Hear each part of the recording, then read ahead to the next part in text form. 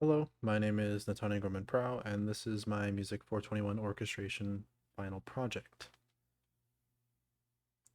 The piece I chose to orchestrate was the Sicilian by Gabriel Faure, and the reason I chose this piece is because it's a very popular work for the cello, which I play.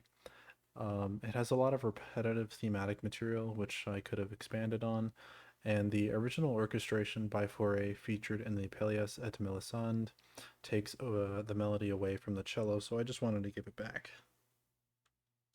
For the orchestration of this piece, I chose to do piccolo, two flutes, two oboes, English horn, two clarinets, two bassoons, four horns, trombones, bass trombone, tuba, timpani, harp, violins 1 and 2, viola, cello, and bass.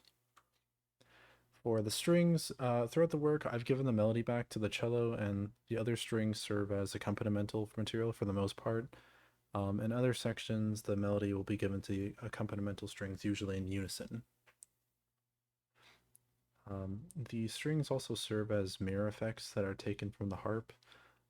For example, the first figure in the yellow section is a passage from the harp, which is imitated by the figure in the middle by the strings. The last figure in the yellow section is another imitation taken from the original piano score. Lastly, the bottom two figures are examples of passages that I compose myself to help me move the music in a direction that I want. Other than durations, registers, and articulations, the notes are taken directly from the original score. Now for the winds, for the most part, they serve as melodic material and often pass the melody between each section, creating both a climbing and descending effect. In other sections, the winds will be put together as a choir while still embedding melodic lines. In this slide, I've decided to show another example of composing a new passage, but retaining the same harmonic and melodic characteristics from the original score. And this is actually one that I went kind of crazy with. For the brass, like the other instrument families, there are many different instances where brass instruments will have the same melody, but it'll be passed off into another sections. When the brass does not have the melody, they will play chords and act as color.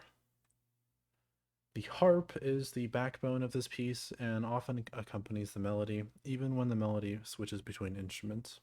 Though extremely important, the harp has been kept simple and only consists of rolling chords as an alternative articulation. Lastly, the percussion. I only have one percussion instrument, and that's the timpani. Um, I have kept this one pretty much to a minimum, and it only does a few rolls and roots of chords and stuff, and that's about it. Anyways, that is the end of my presentation. I hope you enjoy the orchestration that I've done, and thanks.